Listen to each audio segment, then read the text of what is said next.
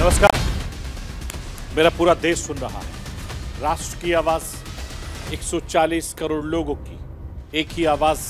आपके साथ मैं हूं सरफराज। मैं सरफराज सैफी आपको बताना चाहता हूं, इजराइल हमास जंग की वजह से अमेरिका ने मिडिल ईस्ट में अपनी ताकत बढ़ानी शुरू कर दी है। इस बीच ये खबर आई है, इस जंग में चीन रूस की एंट्री हो गई है। युद्ध काल में चाइनीज डिफेंस मिनिस्ट्री का बयान टेंशन बढ़ाने वाला है और इस बयान में कहा गया है कि भूमध्य सागर में अमेरिकी युद्धपोत की मौजूदगी के चलते चीन ने 6 युद्धपोतों को अरब सागर में तैनात किया है। रूस ने भी ब्लैक सी में जंगी जहाजों की तैनाती कर दी है और इस जंग के दौरान अचानक चीन के एक्टिव होने से कई तरह के सवाल खड़े हो रहे हैं। आखिर मिडिल ईस्ट में चीन के मंसूबे क्या हैं? क्या चीन अपनी जंगी बेड़ा भेजकर अमेरिका को चैलेंज कर रहा है? आज आपको राष्ट्र की आवाज के जरिए बताने, दिखाने, समझाने की कोशिश करूंगा। इजराइल फिलिस्तीन के बीच दशकों का पुराना विवाद जंग का रूप ले चुका है और जंग भी ऐसी जिसके बारे में यह कहना मुश्किल है। ये जंग कब तक चलेगी और कहां तक चलेगी, कोई नहीं जानता। हर गुजरते दिन के साथ जंग का दायरा लगातार बढ़ता जा रहा है। इस युद्ध की चपेट में हर रोज नया एक टारगेट आ रहा है। अब तक इजराइल 2 फ्रंट पर लड़ रहा है, गाजा लेबनान बॉर्डर। अब तीसरे फ्रंट पर भी इजराइल को चुनौती मिल रही है, जिसके बाद इजराइल के टारगेट पर अब ट्रिपल एच है। यानी इजराइल ने दहशतगर्दों के खिलाफ ऑपरेशन ट्रिपल एच शुरू कर दिया है। आखिर ट्रिपल एच का असली मतलब क्या है, आज राष्ट्र की आवाज के जरिए आपके सामने डिकोड करूंगा। इसके अलावा मिडिल ईस्ट में आज महायुद्ध जैसे हालात बने हुए हैं। किसी को पता नहीं कब 2 देशों के बीच यह जंग महाजंग में तब्दील हो जाए। और इस जंग का आगाज हमास के दहशतगर्दों ने 7 अक्टूबर को इजराइल पर हमला करके किया था। तब से लेकर अभी तक लगातार दोनों तरफ से हमले हो रहे हैं, जिसमें हजारों बेकसूर लोग मारे जा रहे हैं। और इस जंग की कहानी, स्क्रिप्ट 3 साल पहले लिखी गई थी। हमास पिछले 3 साल से इजराइल पर हमले की तैयारी कर रहा था। अब इजराइल इस जंग को अंजाम तक पहुंचाने के लिए बेकरार है। उसकी बेकरारी भी आज आपको राष्ट्र की आवाज के जरिए बताऊंगा। इजराइल पर अटैक की इनसाइड स्टोरी भी बताने की कोशिश करूंगा। उसके पीछे के तर्क क्या है वो भी मैं आपको बताऊंगा। मैं अपने हिंदुस्तान के कोने कोने की आवाज को दिल्ली तक पहुंचाता हूं। दिल्ली की आवाज को देश दुनिया के कोने कोने तक पहुंचाता हूं। नेताओं की आवाज को मैं आम लोगों तक पहुंचाता हूं। आम लोगों की आवाज को मैं अपने देश के हुक्मरानों तक पहुंचाता हूं। आपकी आवाज से मिलती है मेरी आवाज और बन जाती है राष्ट्र की आवाज।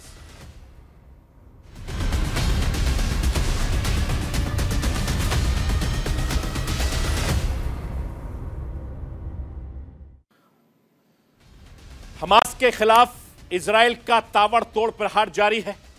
दहशतगर्दों के ठिकानों पर लगातार इजरायली सेना बम बरसाकर हमास का सर्वनाश करने में लगातार लगी है।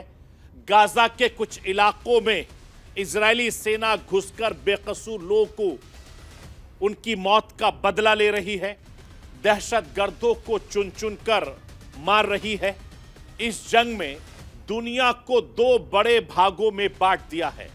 अरब सागर, मुस्लिम देश हमास के साथ खड़े हैं, तो वहीं अमेरिका, ब्रिटेन, फ्रांस खुलकर इजराइल के समर्थन कर रहे हैं।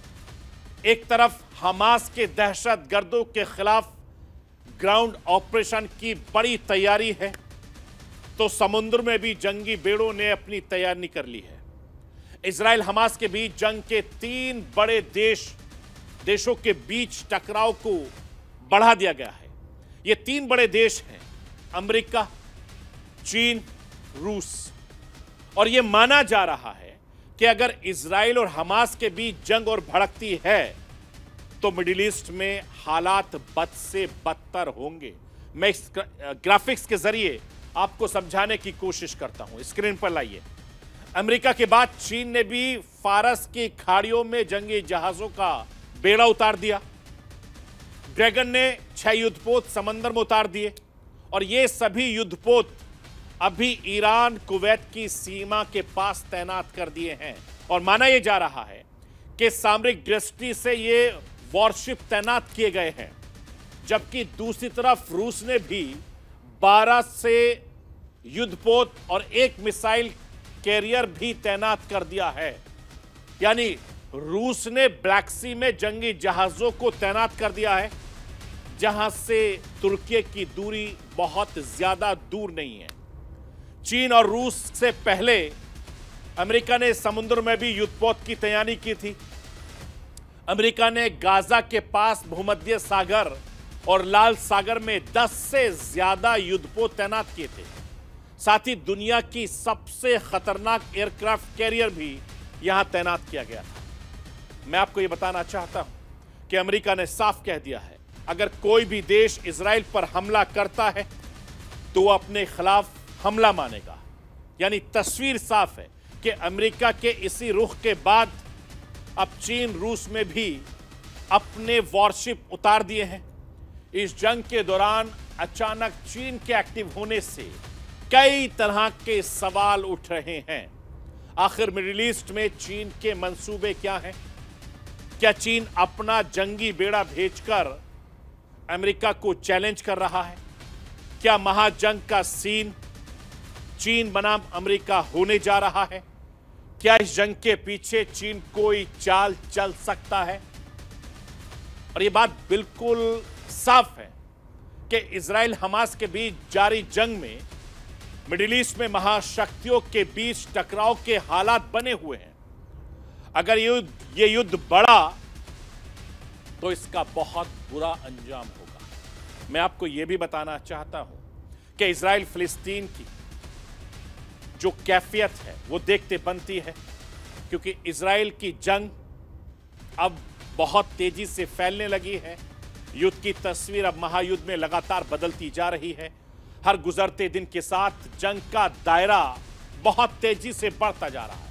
हर दिन गुजरने के साथ जंग की जमीन और ज्यादा बड़ी होती जा रही है और इस युद्ध की चपेट में हर रोज एक नया टारगेट सामने आ रहा है। एक तरफ इजराइल है जिसने हमास को जड़ से खत्म करने की कसम खाई है और दूसरी तरफ हमास के समर्थक हैं जो इजराइल को तबाह और बर्बाद करने के लिए जंग के मैदान में मौजूद हैं। हर पल जंग के हालात लगातार बदल रहे हैं और यह जंग साफ तौर से इशारा कर रही है कि मिडिल ईस्ट में अब कुछ बड़ा होने वाला है। और सबसे बड़ा सवाल यह है कि क्या इस जंग का दायरा दुनिया के दूसरे देशों तक फैलने वाला है? मौजूदा वक्त में हमास के खिलाफ एक्शन के बाद इजराइल को 3 मोर्चे पर जूझना पड़ रहा है। दहशतगर्दों ने इजराइल को पूरी तरीके से घेरने का प्लान तैयार किया है। ये लाइव तस्वीरें भी मैं आपको दिखा रहा हूं स्क्रीन पर। आपकी टीवी स्क्रीन पर जो तस्वीरें हैं ये लाइव तस्वीरें हैं, देख लीजिए। मैं आपको ये बताना चाहता हूं कि इस प्लान को पहली नजर में ऑपरेशन ट्रिपल एच कह दिया था, क्योंकि इस जंग में एक के बाद एक नए एच की एंट्री हो रही है। मैं राष्ट्र की आवाज के जरिए आपको यह बताना चाहता हूं कि आखिर ट्रिपल एच का असली मतलब क्या है। स्क्रीन पर लाइए। इजराइल पर सबसे पहले हमला हमास ने किया, यानी यह पहला हमला एच है, उसकी शुरुआत एच से होती है।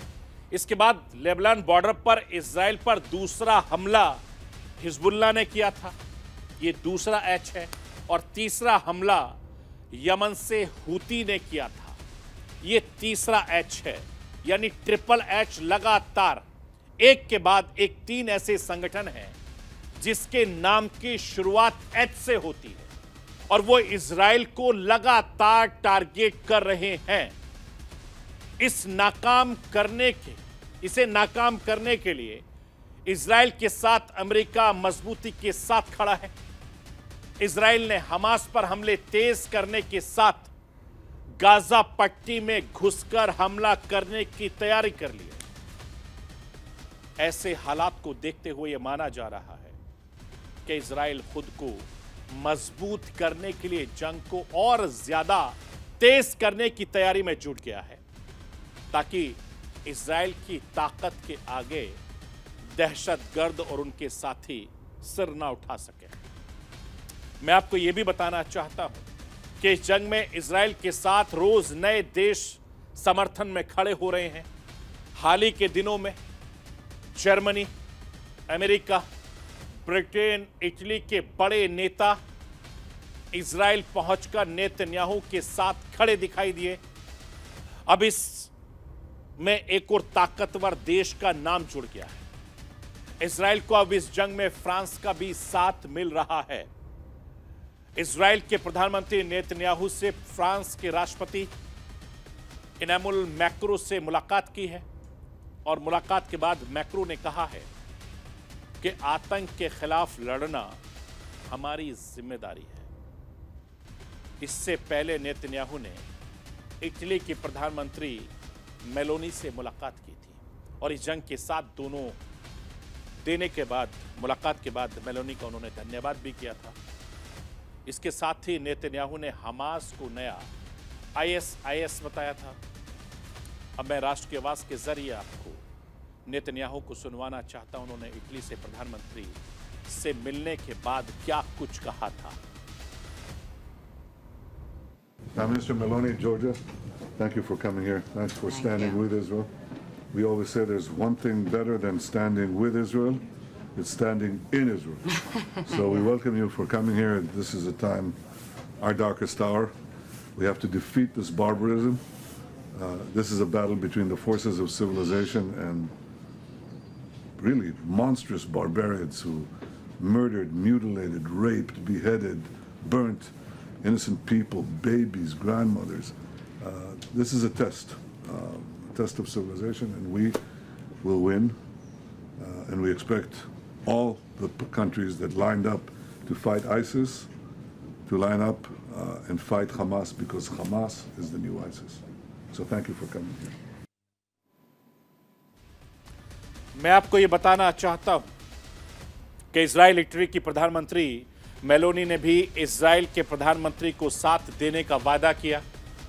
मैं आपको इटली की प्रधानमंत्री को सुनवाना चाहता हूं। सुनिए मेलोनी क्या कुछ कह रही है। Thank you, Prime Minister. I'm happy of being here. I thought it was very important to come personally to bring the solidarity of the Italian government and the Italian people, and to tell you that we saw images that were incredible about what happened 2 weeks ago, that showed something more than simply, well, a war. They showed somebody who wants to cancel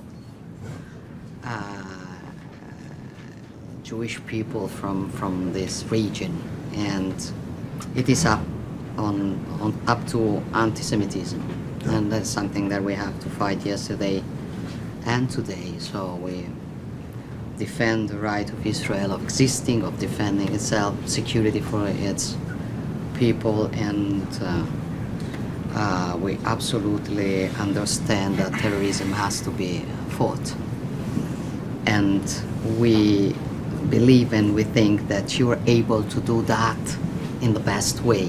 I mean, for we are different from those terrorists. मैं आपको ये बताना चाहता हूं कि आतंक से लड़ाई में इजराइल को लगातार बड़े देशों का समर्थन मिल रहा है, तो दूसरी तरफ ईरान से लेकर अरब देश इजराइल के खिलाफ लगातार मोर्चाबंदी में लगे हुए हैं।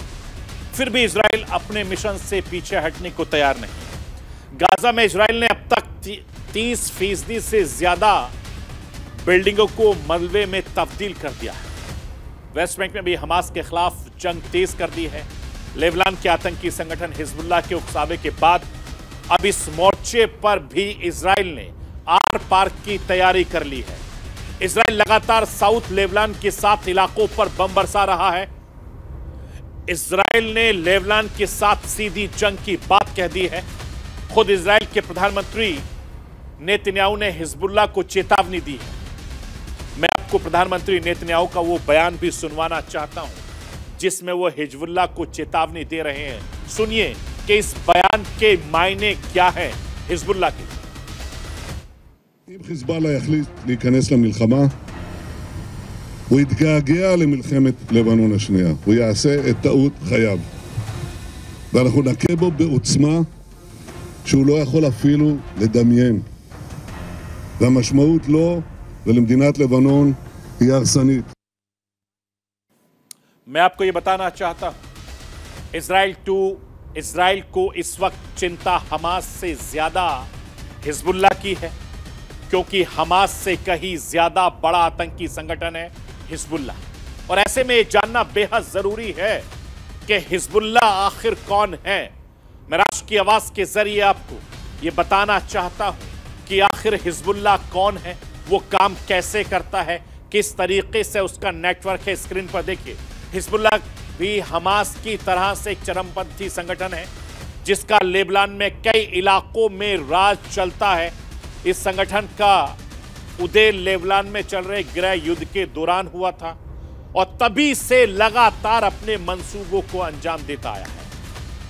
ईरान इस आतंकी संगठन को फंडिंग भी करता है, तमाम तरह के हथियार भी मुहैया कराता है और यह संगठन पिछले कई सालों से लेबनान में इजराइल के खिलाफ लगातार आग भड़काने में जुटा हुआ है। इस संगठन के लड़ाकों में 2006 में भी इजराइल के खिलाफ कई दिनों तक युद्ध लड़ा था और यह बहुत खतरनाक संगठन है।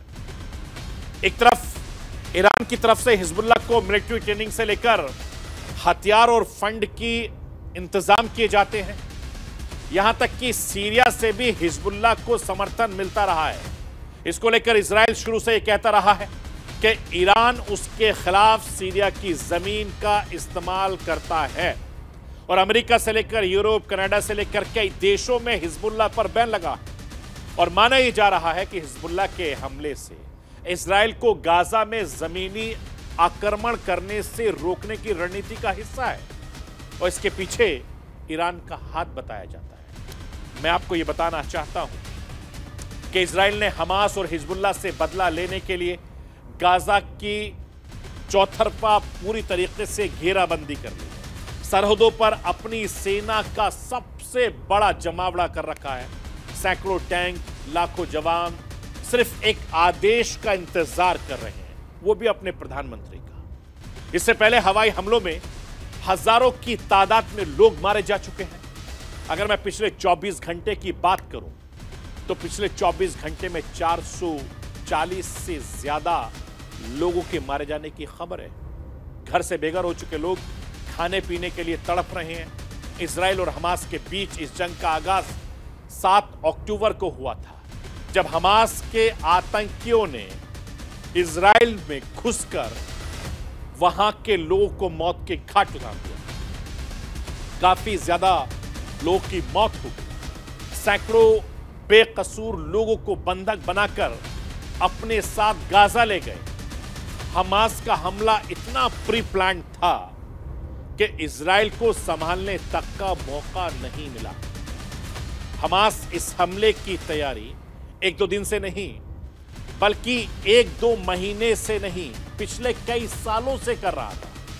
इसके लिए उसके आतंकवादियों को दक्षिणी लेबनान में ट्रेनिंग भी दी गई थी, जिसके चलते लगातार इस तरह के हमले हो रहे थे। साल 2020 में अमेरिकी सेना ने ईरानी आर्मी के बड़े अधिकारी जनरल कासिम सुलेमानी की हत्या कर दी थी, जो ईरान का दूसरा सबसे ताकतवर शख्स था, नेता था।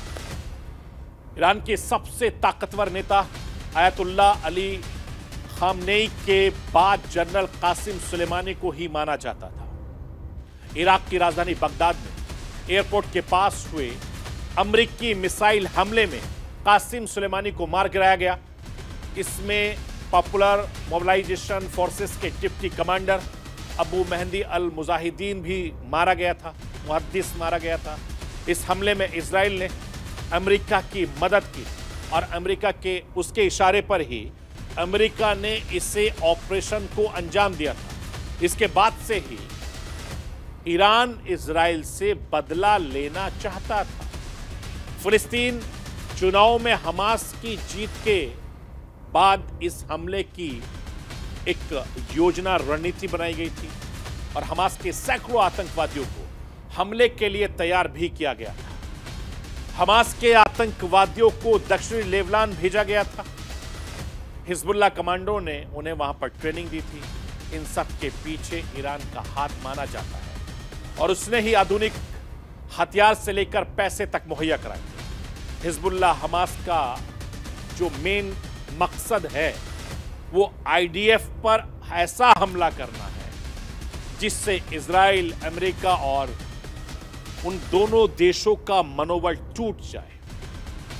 साल 2011 में तालिबान ने अफगानिस्तान में अमेरिकी सेना की हार, मिडिल ईस्ट में इजराइल और अमेरिका के खिलाफ ईरान की साजिश को और ज्यादा बढ़ावा दिया और इस तरीके से ईरान ने इजराइल पर 7 अक्टूबर के हमलों को अंजाम दे दिया। 2 अपने टारगेट उन्होंने हासिल कर लिए। ईरान का वो टारगेट कौन सा है वो भी मैं आपको राष्ट्र की आवाज के जरिए बताना चाहता हूं। स्क्रीन पर लाइए जरा, देखिए। पहला, इजराइल के खिलाफ अरब देशों को एकजुट करना, पहला मकसद। और दूसरा मकसद, फिलिस्तीन के रुख पर इजरायली सेना और समाज को तोड़ना। ये 2 इनके मकसद हैं और इस 2 मकसद के मायने क्या है वो आप समझ सकते हैं। मैं आपको ये बताना चाहता हूं कि अमेरिका और यूरोपीय देश इजराइल को अब तक गाजा पर सीधे हमले से रोके हुए थे। ये देश चाहते हैं कि पहले बंधकों की रिहाई हो जाए। हमास की कैद में अब तक 200 से ज्यादा बंधक हैं, जिसमें इजराइल के साथ साथ कई देशों के लोग शामिल हैं। इस बीच 2 अमेरिकी बंधक, 2 इजरायली बंधक को हमास ने रिहा कर दिया है। इजराइल को हमास के इरादे पर शक है। इजराइल की सेना के प्रवक्ता डेनियल हंगरी ने क्या कहा, कुछ बंधकों को रिहा करके हमास दुनिया के सामने अपनी मानवता वाली छवि पेश कर रहा है और सच ये है कि उसने बच्चों, महिलाओं तक को बंधक अभी भी बना रखा है। इंसानियत के नाते इस बीच हमास अब बंधकों को लेकर सौदेबाजी पर उतर आया है। उसने इजराइल के सामने 50 बंधकों को रिहा करने के बदले फ्यूल सप्लाई की मांग की है, जिसे इजराइल ने सिरे से ठुकरा दिया है। इजराइल का साफ कहना है कि ईंधन सप्लाई तभी देगा जब सभी बंधकों को रिहा किया जाएगा। अमेरिका ने भी कह दिया है कि जब तक बंधकों की रिहाई नहीं, तब तक युद्ध विराम पर चर्चा नहीं हो सकती और दहशतगर्दों के खिलाफ इजराइल का रुख साफ है। हमास के सामने झुकेंगे नहीं और इसी तरीके से यह लड़ाई लगातार चलती जा रही है और ऐसे में इजराइल को आखिरी वार की जरूरत है। अगर आखिरी वार होता है तो हालात और ज्यादा खराब होंगे, क्योंकि कई सारे देश इजराइल पर टूट पड़ेंगे। ये थी राष्ट्र की आवाज। बाकी खबरों के लिए आप बने रहिए न्यूज़ इंडिया के साथ।